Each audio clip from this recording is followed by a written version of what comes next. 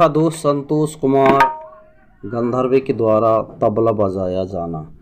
तो यह तबला को सुन करके लाइक शेयर सब्सक्राइब जरूर कीजिए। धन्यवाद।